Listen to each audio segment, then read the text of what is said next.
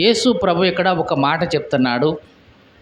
నాగటి మీద చెయ్యి పెట్టి వెనక తట్టు చూసేవాడు ఎవడైనా సరే వాడు దేవుని రాజ్యానికి పాత్రుడు కాడు. అంటే దేవుని రాజ్యంలో చేరడానికి కానీ దేవుని రాజ్యంలోకి వెళ్ళడానికి కానీ అతనికి ఎటువంటి యోగ్యత అర్హత లేదు. ఇది యేసుక్రీస్తు చెప్పిన సందర్భం ఎప్పుడంటే, చాలామంది యేసుక్రీస్తును వెంబడించడానికి మేము వెంబడిస్తాం అని చెప్తూ ఉన్నప్పుడు యేసుక్రీస్తు కొంతమందిని ఆయనే వద్దన్నాడు. కొంతమందిని రమ్మంటే వాళ్ళు ఏదో ఒక సాకు చెప్పి ఏదో ఒక సాకు చెప్పి ఏదో ఒక వంక చెప్పి యేసుక్రీస్తుని వెంబడించకుండా వెనుదిరిగిన వాళ్ళు ఉన్నారు.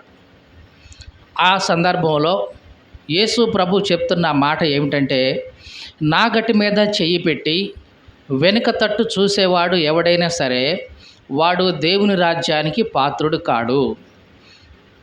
ఈ లోకంలో వ్యవసాయం చేసే వాళ్ళకి మనకు బాగా తెలుసు. ఏమిటి? నాగలితో భూమిని దున్నుతూ ఉంటాం.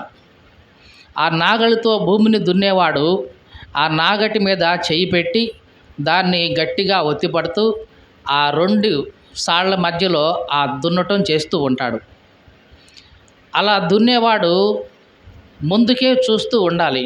ఎందుకంటే సాలు సరిగ్గా వస్తుందా లేదా, ఏమైనా తిన్నగాలి ఉందా లేదా, వంకర ఏమైనా పోతుందా, ఇవన్నీ జాగ్రత్తగా చూసుకుంటూ ఎంతసేపటికి ముందుకునే చూస్తూ ఉండాలి. ఒకవేళ అతను నాగటి మీద చెయ్యి పెట్టి ఒకవేళ వెనక చూస్తే ఏమవుద్ది? చెప్పండి, ఏమవుద్ది? అది వంకర పోతుంది. ఆ వంకర పోయే ఆ సమయంలో ఆ పక్కన ఉన్న పంట యొక్క సాలు, అవి పత్తి కానివ్వండి, మిరప కానివ్వండి, ఏదో ఒకటి వాటి మీదకి నాగలి వెళ్ళిపోతుంది. ఆ రకంగా పంట కూడా నాశనం అయిపోతుంది. దున్నేవాడు సరిగ్గా దున్నకపోతే ఏమవుద్ది? పంట కూడా నాశనం అయిపోతూ ఉంటుంది. అందుకనే నాగటి మీద చేయి పెట్టిన వాడు ఎవడైనా సరే ఎంతసేపటికి ముందుకునే చూస్తూ ఉండాలి. యేసు ప్రభు ఇదే విషయాన్ని తన శిష్యులకు గుర్తు చేస్తూ ఉన్నాడు. నాగటి మీద ఎవరైనా చేయి పెట్టి వెనక తట్టు చూస్తే అతడు దేవుని రాజ్యానికి ఎంత మాత్రం కూడా పాత్రుడు కాడు. దేవునికి స్తోత్రం కలుగునుగాక. హల్లెలూయా. ఈ మాటలు వింటున్న ప్రియ సహోదరి సహోదరుడా, యేసు క్రీస్తు చెప్తున్నది ఈ లోక సంబంధమైన పంట గురించి కాదు, ఈ లోక సంబంధమైన విత్తనాల గురించి కాదు, ఈ లోక సంబంధమైన భూమి గురించి కాదు. మరి దేనికోసం యేసు ప్రభు ఈ మాట చెప్తున్నాడు అంటే, ఆత్మ సంబంధమైన జీవితాన్ని గురించి. దేని గురించి చెప్పండి? దేని గురించి?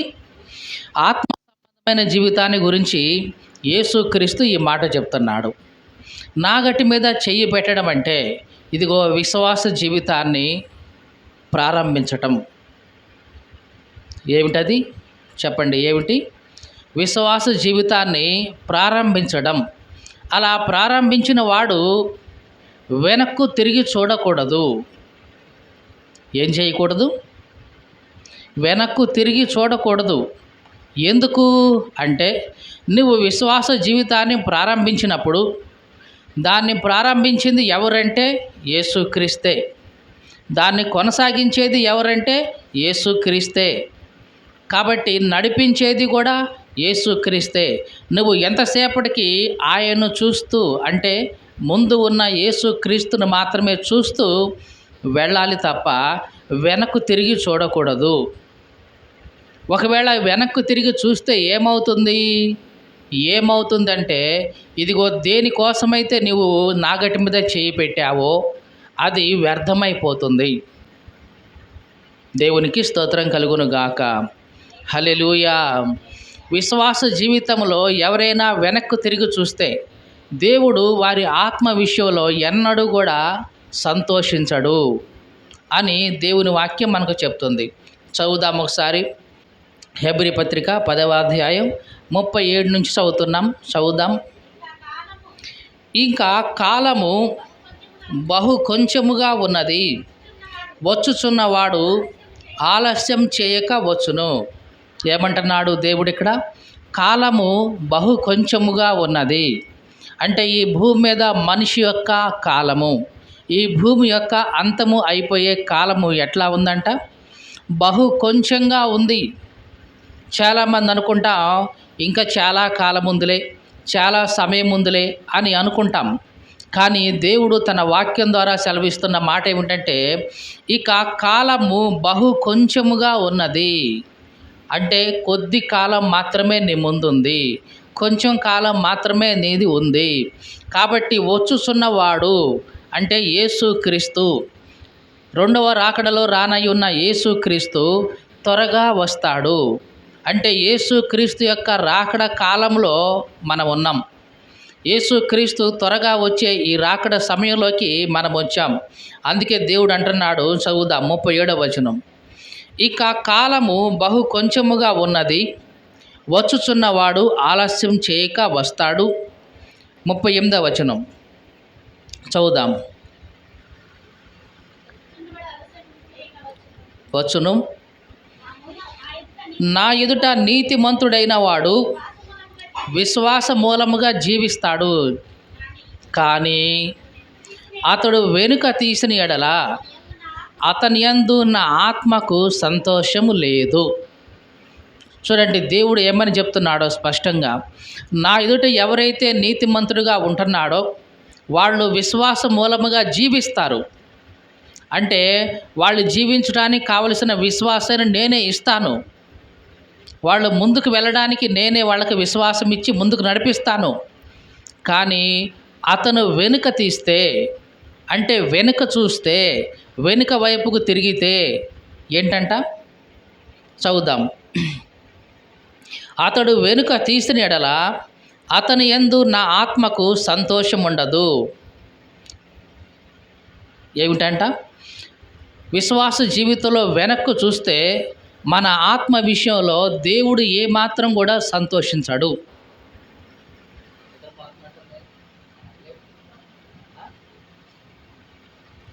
దేవునికి స్తోత్రం కలుగునుగాక. హల్లెలూయా. కాబట్టి విశ్వాస జీవితంలో మనం ఎంతసేపటికి ముందుగానే వెళ్ళాలి, వెనక్కు తిరిగి చూడకూడదు. వెనక్కు తిరిగి చూస్తే ఏమవుతుంది? నెంబర్ 1, ఇప్పుడు మనం చదువుకున్న మాట, వెనక్కు తిరిగి చూస్తే ఏమవుద్ది? దేవుడు మన ఆత్మ విషయంలో సంతోషించడు. ఇంకా ఏం జరుగుద్ది వెనక్కి తిరిగి చూస్తే? చదువుదాం తర్వాత మాట. 39వ వచనం, హెబ్రీ పత్రిక 10వ అధ్యాయం 39వ వచనం చదువుతున్నాం. అయితే మనము నశించుటకు వెనుక తీయు వారము కాము గాని ఆత్మను రక్షించుకోవడానికి విశ్వాసం కలిగిన వారమై ఉన్నాము. చూడండి, వెనుక తీస్తే ఏం జరుగుద్దంట? అయితే మనము నశించుటకు వెనుక తీయువారము కాము. అంటే వెనుక తీస్తే, వెనుకకు మళ్ళితే, వెనుకకు చూస్తే ఏమవుతామంట? నశించిపోతామంట. ఈ మాటలు వింటున్న ప్రియ సహోదరి సహోదరుడా, విశ్వాస జీవితంలో ఎంతసేపటికి నీవు ముందుగానే వెళ్ళాలి, ముందుకే వెళ్ళాలి. ఒకవేళ వెనక్కు తిరిగి చూస్తే కనుక దేవుడు నీ ఆత్మ విషయంలో సంతోషించడు. ఇక రెండవది ఏంటంటే, నువ్వు వెనక్కు తిరిగి చూస్తే కనుక ఇదిగో నీ ఆత్మను నీవే నష్టపరుచుకుంటావు, నిన్ను నీవే నాశనం చేసుకుంటావు, నిన్ను నీవే కోల్పోతావు, నష్టపరుచుకుంటావు. ఇది దేవుని వాక్యంలో దేవుడు మనకు చెప్తున్నాడు. అందుకనే యేసుక్రీస్తు అంటున్నాడు, నాగటి మీద చెయ్యి పెట్టి, చెప్పండి అందరూ కూడా, నాగటి మీద చెయ్యి పెట్టి వెనుక తట్టు చూచేవాడెవడునో దేవుని రాజ్యానికి పాత్రుడు కాడు. ఈ మాటలు వింటున్న ప్రియ సహోదరి సహోదరుడా, జాగ్రత్త. విశ్వాస జీవితంలోకి అడుగు పెట్టావు, ప్రార్థనా జీవితంలోకి ప్రవేశించావు, వెనుక చూస్తున్నావేమో. కారణాలు ఏవైనా ఉండొచ్చు, ఏమండి, కారణాలు ఏవైనా కావచ్చు. కానీ వెనుక తిరిగి చూస్తే గనక నువ్వు చాలా నష్టపోతావు. మొదటిగా దేవుడు నీ ఆత్మ విషయంలో సంతోషించలేడు. రెండవదిగా నీ ఆత్మను నీవే నష్టపరుచుకుంటావు, నాశనం చేసుకుంటావు. పరిశుద్ధ గ్రంథమైన బైబిల్ నుండి మనం ఒక చిన్న ఉదాహరణ చూద్దాం. ఆదికాండం 19వ అధ్యాయం 17వ వచనం చదువుదాం. ఆ దూతలు వారిని వెలుపలికి తీసుకొచ్చిన తరువాత ఆయన, నీ ప్రాణము దక్కించుకున్నట్లు పారిపొమ్ము, నీ వెనుక చూడకుము, ఈ మైదానంలో ఎక్కడా నిలవక నీవు నశించిపోకుండా ఆ పర్వతానికి పారిపోమ్మని చెప్పగా. చూడండి, ఎవరు చెప్పారు ఇక్కడ, ఎవరితో చెప్పారు, ఏం చెప్పారు అనే ఒక విషయాన్ని మనం కొంచెం వెనక్కి వెళ్ళి ఆలోచిస్తే కనుక నేను చెప్తాను, జాగ్రత్తగా వినండి. అబ్రహాముకి మొట్టమొదటిసారిగా దేవుడు అబ్రహాముని పిలిచాడు. ఆదికాండం 12వ అధ్యాయంలో, అబ్రహామా, నీవు బయలుదేరు, నీ సొంత ఇంటి వాళ్ళ నుంచి, నీ బంధువుల దగ్గర నుంచి, నీ స్నేహితుల దగ్గర నుంచి, నీ తండ్రి ఇంటి వారి నుంచి బయలుదేరి నేను నీకు చూపించే దేశానికి రా అని అబ్రహాముని దేవుడు పిలిచాడు. అబ్రహాము దేవుడు చెప్పినట్లుగానే మొత్తానికి బయలుదేరి వచ్చాడు. ఇంటి వారందరినీ వదిలేసిరా అనడానికి బదులుగా అబ్రహాము తనతో పాటు తన తమ్ముని కొడుకు లోతును కూడా వెంట పెట్టుకుని వచ్చాడు. సరే, మొత్తానికి ఇద్దరు కలిసి జీవిస్తూ ఉన్నారు. కొంతకాలం తర్వాత అబ్రహాముని దేవుడు ఆశీర్వదించాడు. అబ్రహాముతో పాటు ఉన్నటువంటి లోతును కూడా దేవుడు ఆశీర్వదించడం మొదలెట్టాడు.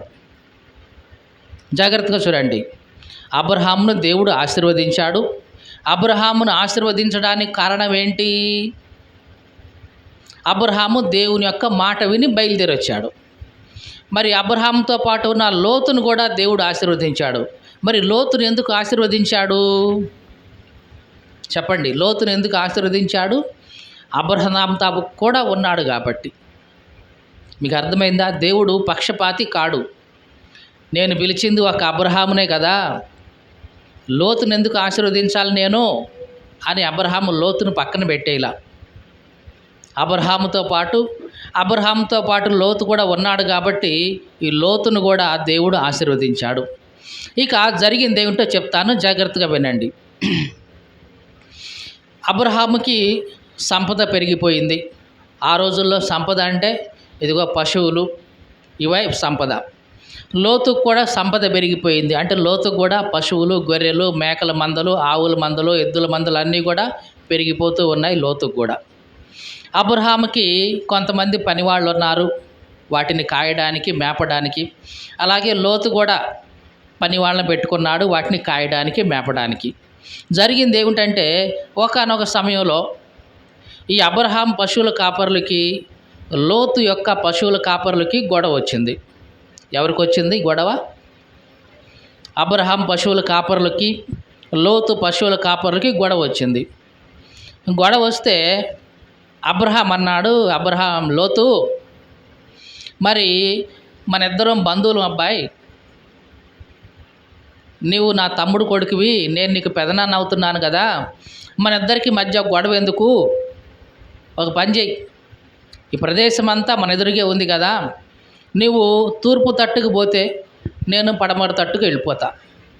లేదు, నువ్వు పడమర తట్టుకు వెళ్తావా, నేనే తూర్పు తట్టుకు వెళ్తాను, నీ ఇష్టం. ఏదో ఒక ప్రాంతాన్ని ఎంచుకో అబ్బాయి, మన ఇద్దరం కాస్త దూరంగా ఉందాం. ఎందుకంటే నీకు సంపద పెరిగిపోయింది, నాకు కూడా సంపద పెరిగిపోయింది. మరి ఈ రెండు పశువులు కలుస్తూ ఉన్నప్పుడు మన పశువుల కాపర్లకి గొడవలు అవుతూ ఉన్నాయి కాబట్టి ఎంచుకో అన్నాడు. అప్పుడు లోతు కావాలని ఆ సొదొమ తట్టు బాగా చూశాడు. ఆ రోజుల్లో సొదొమ ప్రాంతం ఎట్లా ఉందంటే బాగా పచ్చగా ఉంది. ఎట్లా ఉంది? బాగా పచ్చగా ఉంది, మంచి మైదానంగా ఉంది, మంచి మేత భూమిగా ఉంది సొదొమ ప్రాంతం. లోతు అనుకున్నాడు, నేను గనుక ఈ తూర్పు తట్టు ఎంచుకుంటే నా పశువుల మందకి మంచి మేత దొరుకుతుంది, బాగా బలంగా ఉంటాయి, ఇంకా నేను అభివృద్ధి పొందుతాను, అనుకున్నాడో ఏమో. నేను తూర్పు తట్టుగా పోతాను అని అబ్రహాంతో చెప్పాడు. తూర్పు తట్టుగా మైదానానికి వెళ్ళాడు. అక్కడ సొదొమ గొమొర్రా దగ్గర టెంట్ వేశాడు. అక్కడ ఉన్నాడు. తీరా అక్కడ చూస్తే ఏంటంటే సొదొమ పట్టణం అంతా బాగానే ఉంది, అంతా పచ్చగానే ఉంది. కానీ అక్కడ నివసిస్తున్న మనుషులు ఉన్నారే, బహు చెడ్డవారు. ఎలాంటి వారండి? చెడ్డవాళ్ళు. ఎంత చెడ్డవాళ్ళు అంటే వాళ్ళు స్త్రీ పురుష భేదం లేదు, ప్రతి ఒక్కళ్ళని కూడా చెరిచే మనస్తత్వం కలిగిన వాళ్ళు, స్వభావరీత్యా పశు మనసు కలిగిన వాళ్ళు. ఈ విషయం వెళ్ళగానే కొద్ది కాలానికే లోతుకు అర్థమయ్యింది. ఆ అర్థమైన లోతు వెంటనే ఏం చేయాలి? పొరపాటు నేను ఈ పచ్చదనాన్ని చూసి మోసపోయాను. ఇక్కడ చూస్తే నేలంతా పచ్చగానే ఉంది, కానీ మనుషులు మాత్రం ఇదిగో దుష్టంగా తయారయ్యారు, దుర్మార్గులుగా ఉన్నారు. కాబట్టి ఈ ప్రదేశం మనం ఉండటానికి తగింది కాదు. ఏదైనా సరే వెళ్తాను, ఎప్పట్లాగానే అక్కడే ఉంటాను. వాళ్ళు మనుషులు మంచివాళ్ళు, అబ్రహాం మంచివాడు, ఆ చుట్టూ ఉన్నవాడు కూడా మంచివాళ్ళు. వాళ్ళతో ఎటువంటి గొడవలు పడకుండా, ఎటువంటి కలహాలు లేకుండా శాంతి సమాధానాలతో అక్కడే జీవిస్తాను అని అనుకుంటే బాగుండేది. కానీ లోతు తానే ఎంచుకొని వచ్చాడు కదా. ఎట్లా వచ్చాడు? తానే సెలెక్ట్ చేసుకుని వచ్చాడు కదా. తిరిగిపోతే ఏం బాగుంటుంది? ఏం ముఖం పెట్టుకొని పోతాం? ఒకవేళ పోతే ఏమనుకుంటాడు? నువ్వేగా కావాలని పోయావు కదా, మళ్ళీ ఏ ముఖం పెట్టుకుని వచ్చావేమో అంటాడేమో అని ఇన్ని రకాలుగా ఆలోచించాడు లోతు. ఏదైనా సరే తాను ఉన్న ఆ సొదొమ గొమొర్రా ప్రాంతంలోనే ఉండడానికి రెడీ అయిపోయాడు. మనస్సాక్షిని చంపుకొనైనా సరే, ఆ చుట్టూ ఉన్నవాళ్ళు చెడ్డవాళ్ళన్న సంగతి తెలిసి కూడా అట్లాగే మనస్సాక్షిని చంపుకుంటూ అక్కడే ఉండిపోయాడు. కొంతకాలమైన తర్వాత లోతుకి పిల్లలు పుట్టారు. పిల్లలు కూడా ఆడపిల్లలు పెరిగి పెద్దవారు అవుతూ ఉన్నారు.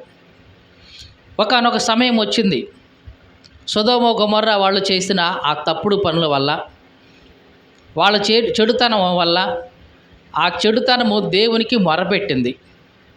ఎంతగా మొరపెట్టిందంటే అది దేవుని యొక్క చెవుల్లోకి వెళ్ళింది, సొదొమ గొమొర్రా యొక్క ప్రాంతం యొక్క చెడుతనం. సరే, దేవుడు ఏం చేశాడంటే 2 దేవదూతల్ని ఆ సొదొమ గొమొర్రా ప్రాంతానికి పంపాడు. అక్కడికి వెళ్ళి చూడండి, నిజంగా నా దగ్గరకు వచ్చిన మనవి ప్రకారం అక్కడ పరిస్థితి అది అయితే గనక ఆ చోటుని మొత్తాన్ని నాశనం చేసేయండి అని దేవుడు 2 దేవదూతలను పంపాడు. ఆ 2 దేవదూతలు మొదట అబ్రహాం దగ్గరికి వచ్చారు. ఆతిథ్యాన్ని స్వీకరించారు. వెళ్ళేటప్పుడు అన్నారు, అయ్యా మీరు ఎక్కడికి వెళ్తున్నారు ఏంటి అని అంటే అబ్రహాంతో చెప్పారు, మేము సొదొమ గొమొర్రా పట్టణానికి వెళ్తున్నాం. ఎందుకంటే అక్కడ మనుషులు బహు చెడ్డవారని మాకు సమాచారం వచ్చింది.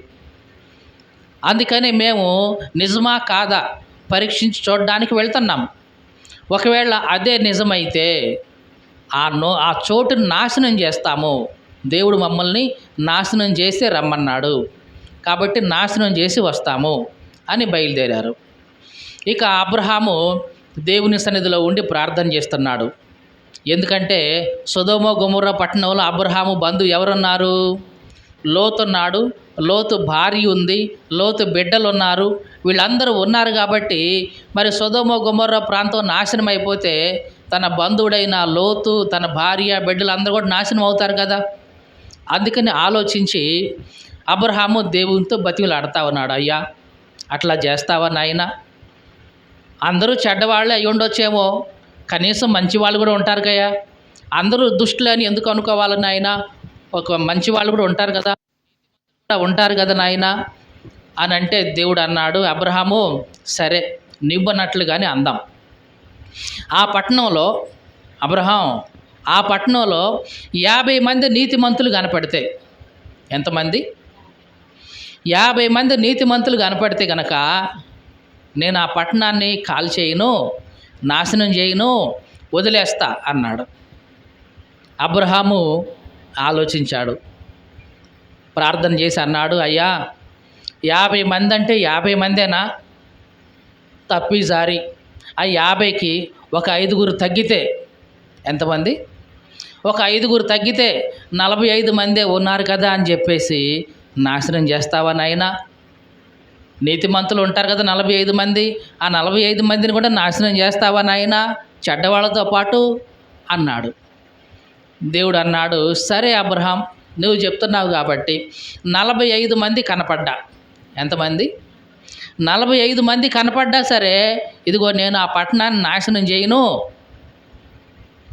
నేను వదిలేస్తాను అన్నాడు. మళ్ళీ అబ్రహాం అన్నాడు, నాయనా 45 మంది కాదు, ఒకవేళ 40 మందే ఉంటే అన్నాడు.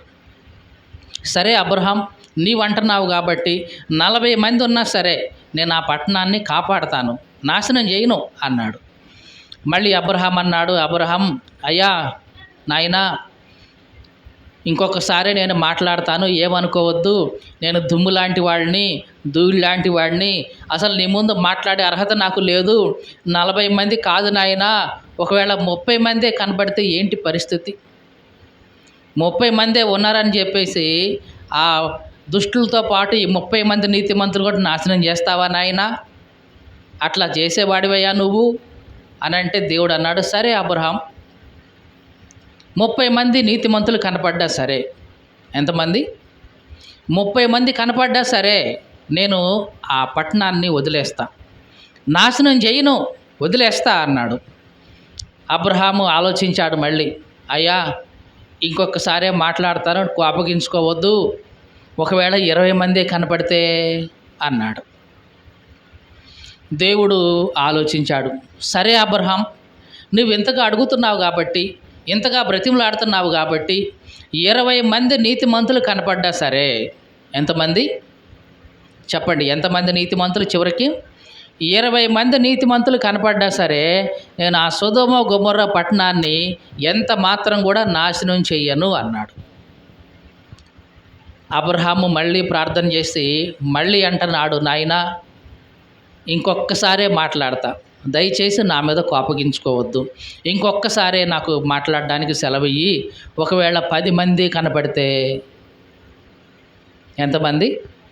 10 మందే కనబడితే నాయనా, 10 మందే కదా ఉంది అని చెప్పేసి ఇంతమంది దుష్టులతో పాటు ఈ 10 మంది నీతిమంతులు కూడా నాశనం చేస్తావా నాయనా అని అంటే దేవుడు అన్నాడు, అబ్రహాము నువ్వు ఇంతగా బ్రతిమలాడుతున్నావు కాబట్టి, ఇంతగా గోజాడుతున్నావు కాబట్టి నీ కోసం ఏంటంట చెప్పండి? ఎవరి కోసం? నీ కోసం 10 మంది నీతిమంతులు ఆ పట్టణంలో కనపడ్డా సరే నేను ఆ పట్టణాన్ని నాశనం చేయను, వదిలేస్తాను, శిక్షించను, నాశనం చేయను అన్నాడు. అబ్రహాము ఇక అంతకు మించి తగ్గల. అబ్రహాం అనుకున్నాడు, సొదొమ గొమొర్రా పట్టణం మహాపట్టణం, విస్తారమైన పట్టణం. అంత విస్తారమైన పట్టణంలో ఒక 10 మంది మంచోళ్ళు ఉండరా? ఎంతమంది? 10 మంది మంచోళ్ళు ఉండరా? ఉంటారులే అనుకున్నాడు. ఒకవేళ 10 మంది కూడా ఉండరు అనుకుంటే అబ్రహాం బ్రతిమలాడేవాడేమో, 5గురు దగ్గర తీసుకొచ్చేవాడేమో. కానీ అబ్రహాం అంతటితో ఆపేశాడు.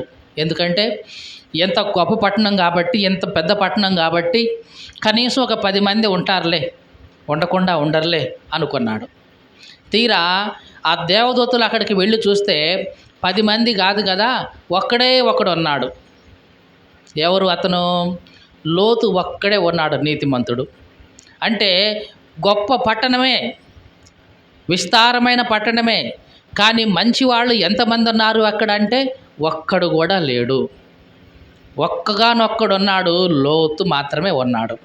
ఆ లోతు తన మనస్సాక్షిని ఏ రోజుకు ఆ రోజు చంపేసుకుంటూ బ్రతుకుతూ ఉన్నాడు వాళ్ళ మధ్యలో. అనవసరంగా వచ్చాను నేను వీళ్ళ మధ్యకి, అనవసరంగా ఉన్నాను వీళ్ళ మధ్యలో అని ప్రతిరోజు తన మనస్సాక్షిని నొప్పించుకుంటూ అక్కడే ఉన్నాడు లోతు. దేవునికి స్తోత్రం కలుగునుగాక. హల్లెలూయా.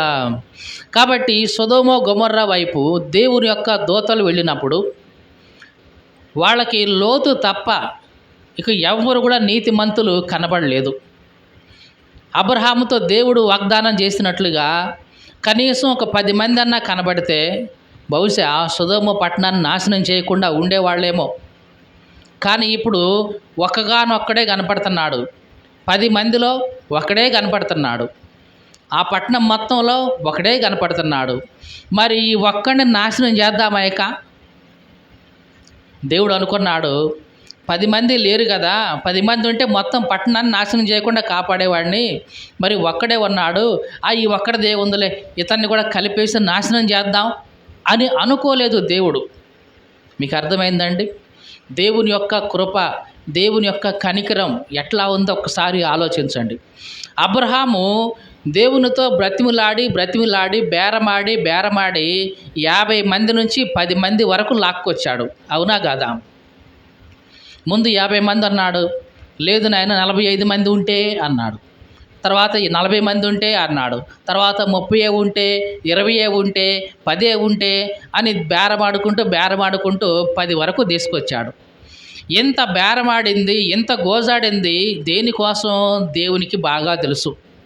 దేనికోసం చెప్పండి? దేనికోసం? తన బంధువు ఉన్నాడు, లోతు ఉన్నాడు. ఆ లోతును కాపాడడం కోసమే అబ్రహాము ఇంతగా గోజాడిన సంగతి దేవునికి తెలుసు. అందుకని దేవుడు ఏమనుకున్నాడంటే, ఎట్లాగైనా సరే ఈ లోతుని ఈ ప్రాంతం నుంచి తప్పించాలి, లోతుని ఈ అగ్నిగుండంలో నశించిపోకుండా కాపాడాలి అనుకున్నాడు. లోతు ఇంటికి వెళ్ళిపోయారు 2 దేవదూతలు. ఏమయ్యారు చెప్పండి? ఏం జరిగింది? లోతు ఇంటికి వెళ్ళిపోయారు. వెళ్ళిపోయి లోతుతో చెప్తున్నారు, లోతు, మేము దేవుని సెలవును బట్టి ఈ ప్రాంతాన్ని నాశనం చేయడానికి వచ్చేసాం. కాబట్టి నీ ఒక్కడో మాత్రం నీతిమంతుడిగా మాకు కనబడుతున్నావు. ఒక పని చేయండి, నీవు, నీ భార్య, నీ పిల్లలు, నీ మనవాళ్ళు కానీ మనవరాండ్రు కానీ కొడుకులు కోడళ్ళు ఏవైనా ఉంటాయి కనుక వాళ్ళందరినీ కూడా ఇదిగో తీసుకొచ్చుకో. మేము ఈ పట్టణంలో నుంచి మిమ్మల్ని బయటకు తీసుకెళ్ళిపోతాం. కాబట్టి నీ కూతుర్లు కానీ అల్లుళ్ళు కానీ కొడుకులు కానీ ఎవరైనా ఉంటే ఇదిగో తెచ్చేసుకో, ఈ నైటే అన్నాడు. కొడుకులు చూస్తే ఇంటి పొట్టున లేరు, కూతుర్లు చూస్తే 2 కూతుర్లు ఉన్నారు, ఇంకొక కూతురు పెళ్ళయింది, అల్లుడు వేరే చోట ఉన్నాడు. మిగిలిన ఇద్దరికి కూడా అప్పటికి వివాహాలు నిశ్చయమైపోయినాయి. తన కూతురికి పెళ్లి చేసే సమయం ఆ టైం అది.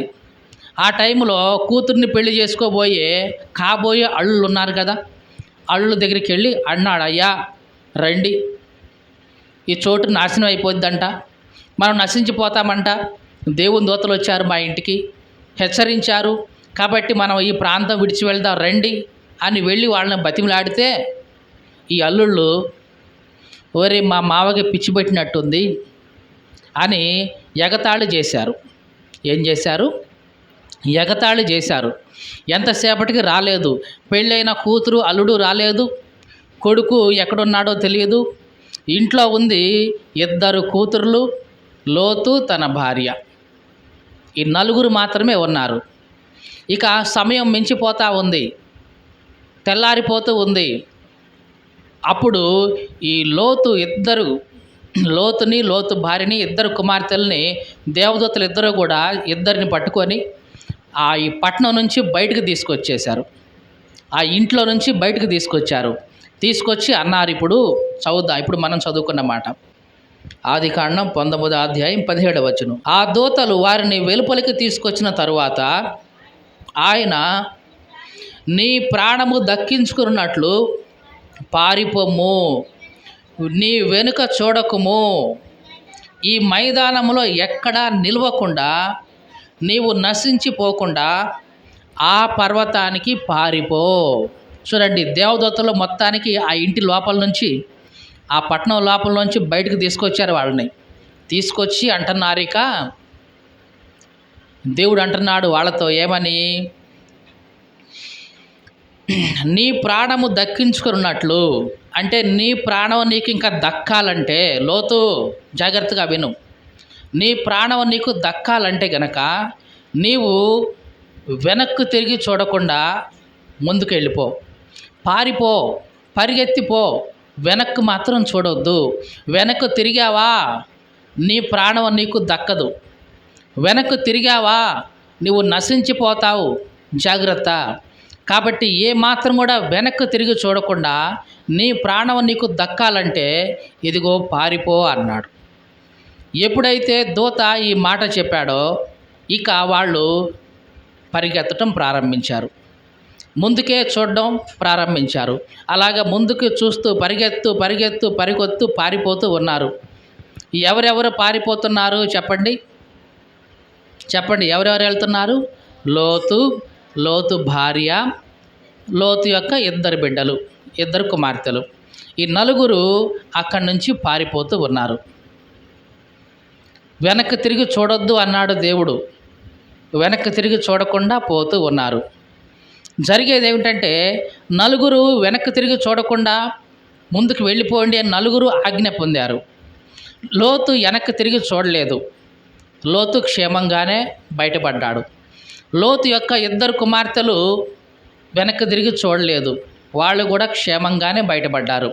కానీ లోతు భార్య, జాగ్రత్తగా వినండి, ఎవరు? లోతు భార్య వెనక్కు తిరిగి చూసింది. దేవుడు ఏమన్నాడు? నీ ప్రాణం నీకు దక్కాలంటే, నువ్వు నశించిపోకుండా ఉండాలంటే వెనక్కి తిరిగి చూడొద్దు అన్నాడు. లోతు వెనక్కి తిరిగి చూడలేదు, క్షేమంగా వెళ్ళిపోయాడు. లోతు యొక్క 2 కుమార్తెలు కూడా వెనక్కి తిరిగి చూడలేదు, వాళ్ళు క్షేమంగా వెళ్ళిపోయారు. కానీ లోతు భార్య ఉందే, ఆమె వెనక్కి తిరిగి చూసింది. దేవుడు ముందుగానే చెప్పాడు, వెనక్కి తిరిగి చూడొద్దు, చూస్తే నశించిపోతావు అని. కానీ ఈ భార్య వెనక్కి తిరిగి చూసింది. చూస్తే ఏం జరిగింది చదువుదాం.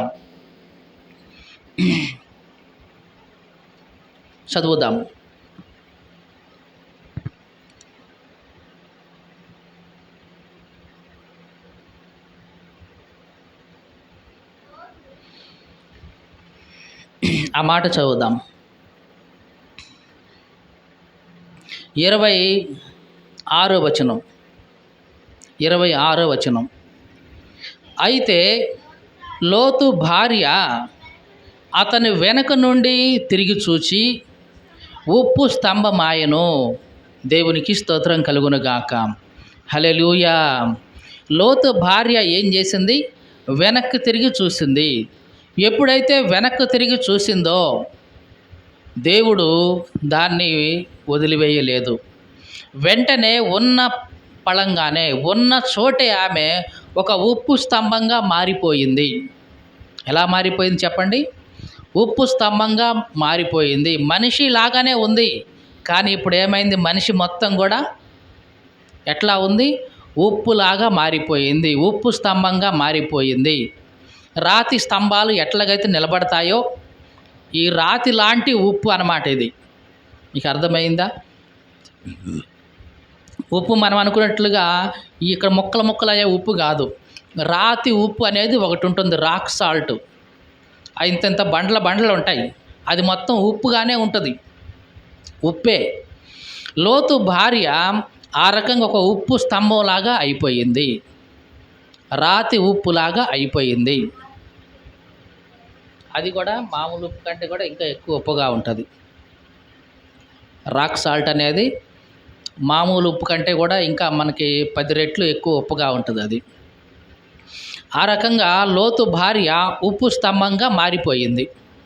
దేవుడు ఆమెకు ఆ రకంగా శిక్ష వేశాడు. చాలామందికి మనకి ఆలోచిస్తే గనక దేవుడు అట్లాంటి శిక్ష ఎందుకు వేయాలి?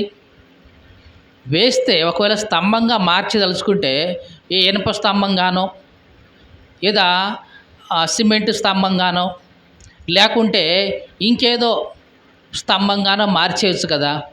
ఉప్పు స్తంభంగా ఎందుకు మార్చేశాడు అసలు దేవుడు అని చరిత్ర మనం చూస్తే కనుక, ఈ ఉప్పు అనే మాట ఎందుకు వాడాడు దేవుడు, లోతు భార్యను ఉప్పు స్తంభంగా ఎందుకు చేశాడు అని మనం చరిత్రను గనక పరిశీలిస్తే ఆ చరిత్రలో ఏమి రాయబడి ఉంటుందంటే, లోతు ఇంటికి 2 దేవదూతలు వస్తారు. ఎంతమంది? ఇద్దరు దేవదూతలు వస్తారు. వాళ్ళిద్దరికీ రొట్టెలు చేసి పెట్టడానికి లోతు పిండి పిసుకుతా ఉన్న సమయంలో భార్యని అడుగుతాడు, అమ్మా కాస్త ఉప్పు తీసుకొని రా అంటాడు. ఏమంటాడు చెప్పండి? ఏమన్నాడు? కాస్త ఉప్పు తీసుకొని రా, ఈ పిండిలో వేసి కలపాలి, ఉప్పు తీసుకొని రా అన్నాడు. ఈమె ఉప్పు తన దగ్గర లేదు అని చెప్పేసి ఆ ఊరు మొత్తం చుట్టేసింది. ఆ ఊరి మొత్తం వెళ్ళింది. ప్రతి గడపకి వెళ్ళటం, అమ్మ కాస్త ఉప్పు ఉంటే ఇస్తారా, ఎందుకంటే మా ఇంటికి ఇద్దరు మనుషులు వచ్చారు, వాళ్ళకి పిండిలోకి కలిపి పెట్టడానికి కొంచెం ఉప్పు కావాలి, ఇస్తారా అని మా ఇంటికి ఇద్దరు మనుషులు వచ్చారు అనే సంగతి ప్రతి ఇంటింటికి చెప్పేసింది. ఆ రకంగా లోతు ఇంటికి ఇద్దరు మనుషులు వచ్చారు అనే సంగతి ఊరి మొత్తం తెలిసేలాగా ఉప్పు సాకు పెట్టుకొని ఈమె ప్రతి ఇంటికి వెళ్ళి చెప్పింది. దేవునికి స్తోత్రం కలుగును గాక. హల్లెలూయా. అప్పుడే దేవదూతలు ఎప్పుడైతే భోజనం చేశారో, వాళ్ళు భోజనం చేయగానే ఆ ఊరి వాళ్ళందరూ కూడా ఆ ఇంటి చుట్టూ మోగారు. చిన్నవాడు మొదలుకొని ముసలివాడి వరకు అందరూ కూడా ఆ ఇంటి చుట్టూ మోగి, లోతు నీ ఇంటికి ఇద్దరు మనుషులు వచ్చారంట, వాళ్ళిద్దరిని బయటకు తీసుకొని రా, మేము వాళ్ళతో ఈ రాత్రి పాపం చేయాలి అని ఆ ఊరి జనమంతా వచ్చేసారు ఆ ఇంటికి. ఆ వచ్చిన వాళ్ళలో ఎవరెవరు ఉన్నారో తెలుసా? ముసలి వాళ్ళు ఉన్నారు, చిన్నపిల్లలు ఉన్నారు. అంటే ముసలితనము చిన్నతనం అనే తేడా లేదు. వచ్చిన వాళ్ళు ఆడవాళ్ళ మగవాళ్ళ అని వాళ్ళకి సంబంధం లేదు. ఎవరైతే ఏంటి, వాళ్ళతో మేము పాపం చేయాల్సిందే, వాళ్ళతో తప్పు చేయాల్సిందే, లోతు తీసుకొని రా, ఇద్దరు మనుషులు ఇంటికి వచ్చారంట, ఆ ఇద్దరిని వెలుపలికి తీసుకొని రా అని ఆ ఊరి జనం అంతా ఆ ఇంటి చుట్టూ మోగారు. ఆ ఊరి జనం ఆ ఇంటి చుట్టూ మోగడానికి కారణం ఎవరు? లోతు భార్య. లోతు భార్య ఏ వంక పెట్టుకొని అందరికీ ఈ విషయాన్ని చెప్పింది? ఉప్పు వంక పెట్టుకొని. దేవునికి స్తోత్రం కలుగును గాక. హల్లెలూయా. అయితే లోతు అన్నాడు, అయ్యా అయ్యా అట్లాంటి పాపం చేయొద్దు, ఈ మనుషులు నా ఇంటి నీడకు వచ్చిన వాళ్ళయ్యా, వీళ్ళు నా ఇంట్లో ఆతిథ్యం కోసం వచ్చిన వాళ్ళు, వీళ్ళని మీరు ఆ పని చేయొద్దు. కావాలంటే ఇదిగో నా ఇద్దరు కూతుర్లు ఉన్నారు, వాళ్ళకి ఇంకా వివాహం కాలేదు, వాళ్ళని బయటకు తీసుకొస్తా. ఏం చేస్తాను? వాళ్ళని బయటకు తీసుకొచ్చి మీకు వదిలేస్తా. మీరు నా ఇద్దరు కూతుర్ని మీ ఇష్టం వచ్చినట్లు చేసుకోండి. కానీ ఇదిగో ఇద్దరు దేవదూతలు నా ఇంటి నీడకు వచ్చారయ్యా, నమ్మకంతో వచ్చారు నా పట్ల, అట్లాంటి వాళ్ళకి మీరు ఎట్లాంటి పని చేయొద్దయ్యా అని బ్రతిమిలాడుకున్నాడు. అయినా సరే ఆ ఊరి వాళ్ళు వినలా. ఎవడ్రా వీడు, నిన్నగాక మొన్న మనూరు వచ్చి మనకే ఆర్డర్ వేస్తున్నాడు వీడు అని, ఇదిగో జాగ్రత్త, వాళ్ళను బయటకు తీసుకురాకపోతే వాళ్ళకంటే నీకే ఎక్కువ కీడు చేస్తాం జాగ్రత్త అని లోతును కూడా బెదిరించారు. ఇట్లాగా వాళ్ళు ఆ ఇంటి చుట్టూ ఉన్నప్పుడు ఈ దేవదూతలు లోతుని వాళ్ళ చేతులతో బయటికి లోపలికి లాగేసుకొని తలుపులేసి అప్పుడు చెప్పారు, ఇదిగో ఈ చోటును మేము నాశనం చేయడానికి వచ్చేసాం, ఎవరెవరు ఉన్నారు ఇంట్లో, నీ కొడుకులు కూతుర్లు మనవాళ్ళు ఎవరైనా ఉంటే కనుక ఇదిగో తీసుకుని బయటకు వచ్చేసి అన్నారు. ఆ రకంగా లోతు భార్య ఉప్పు వంక పెట్టుకొని తన ఇంటికి ఇద్దరు మనుషులు వచ్చారు అనే సంగతి ఆ ఊరి మొత్తం కూడా టంకా వేసి చెప్పింది. దేవుడు ఇదే విషయాన్ని లోతు భార్యకు కూడా చేశాడు. ఎప్పుడైతే లోతు భార్య వెనక్కి తిరిగి చూసిందో, జాగ్రత్తగా వినండి, ఎప్పుడైతే లోతు భార్య వెనక్కి తిరిగి చూసిందో దేవుడు లోతు భార్యను ఉప్పు స్తంభంగా మార్చేశాడు. అంటే ఏ ఉప్పు వంక పెట్టుకొని ఈ దేవదూతలకి హాని చేయడానికి, దేవదూతలకి కీడు చేయడం కోసం లోతు భార్య ఆలోచించిందో అదే ఉప్పుతోనే దేవుడు ఆమెకు శిక్ష విధించాడు. దేవునికి స్తోత్రం కలుగును గాక. హల్లెలూయా. ఈ మాటలు వింటున్న ప్రియ సహోదరి సహోదరుడా, ఏదైతే నువ్వు ఎదుటి వాళ్ళకి చేద్దామనుకుంటావో అదే నీ మీదకి వస్తుంది, జాగ్రత్త. ఏ కీడైతే నీవు ఎదుటి వాళ్ళకి చేద్దామనుకుంటున్నావో అదే కీడు నీ కుటుంబం మీదకి వస్తుంది, జాగ్రత్త. ఎవరినైతే నీవు నాశనం చేద్దామనుకుంటున్నావో ఆ నాశనం నీ కుటుంబం మీదకే వస్తుంది, జాగ్రత్త. దేవుని వాక్యంలో ఒక మాట రాయబడి ఉంది. దేవుని దినం అనేది ఒకటి వస్తుంది. అప్పుడు నీవు చేసినట్లే నీకు చేయబడుతుంది, నీవు చేసిందే నేను ఎత్తి మీదకి వస్తుంది అని ఉంది. చదువుదా ఆ మాట ఒకసారి. ఓబద్య గ్రంథం 1వ అధ్యాయం 15వ వచనం. ఓబద్య గ్రంథం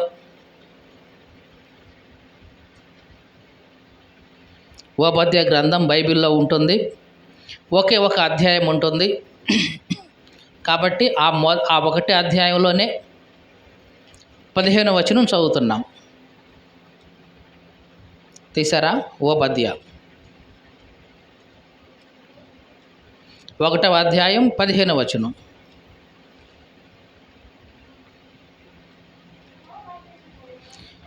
యెహోవా దినము అన్ని జనులందరి మీదికి వచ్చుచున్నది, అప్పుడు నీవు చేసినట్టే నీకును చేయబడును, నీవు చేసినదే నీ నెత్తి మీదికి వచ్చును. చూడండి, దేవుడు ఎంత స్పష్టంగా చెప్తున్నాడు. దేవుని దినం అనేది అన్ని జనులందరికి మీదికి వస్తుంది. అలా వచ్చినప్పుడు ఏం జరుగుతుంది? నీవు ఏదైతే చేస్తావో నీకు కూడా అదే చేయబడుతుంది.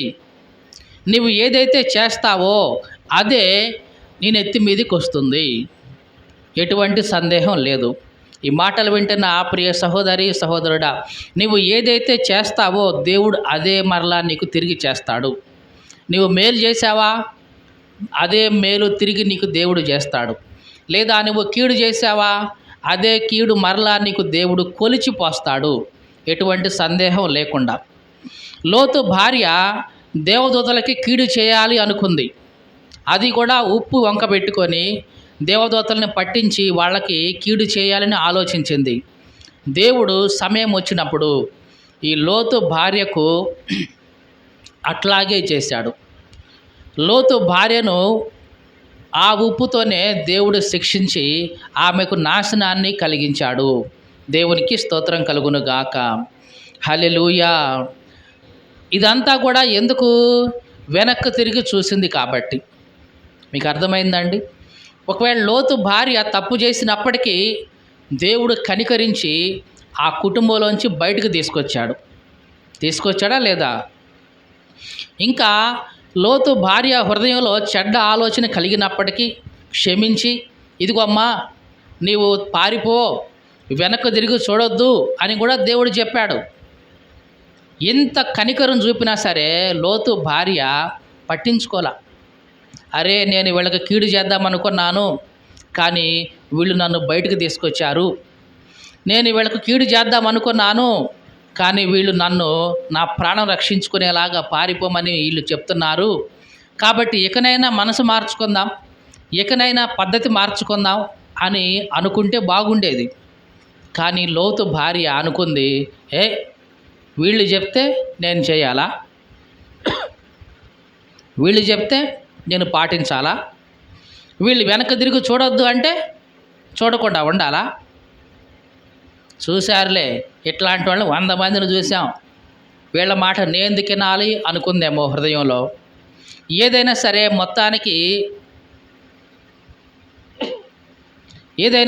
మొత్తానికి లోతు భార్య దేవదూతలు చెప్పిన ఆ మాట వినలేదు.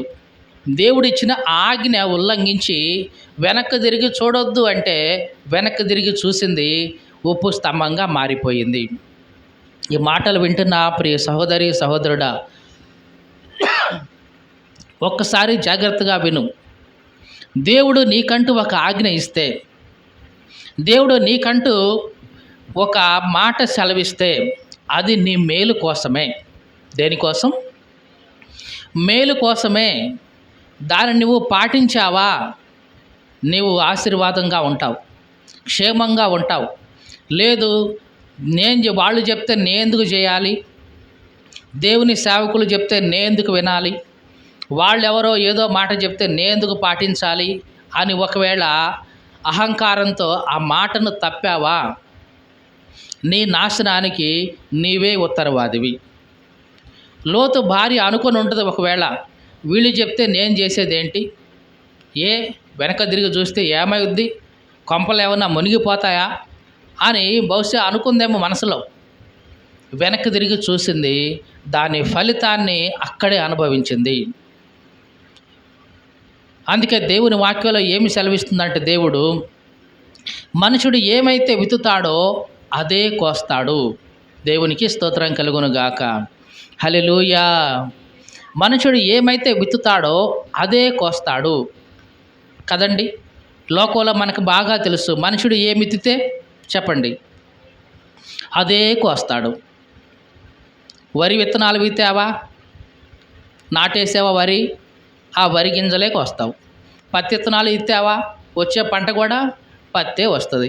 మిరప విత్తనాలు వేసావా, మిరప మొక్క వేసావా, వచ్చే పంట కూడా మిరపే వస్తుంది. ఏం విత్తుతావో అదే కోస్తావు. దేవుడు కూడా అదే నీకు ఇస్తాడు కూడా.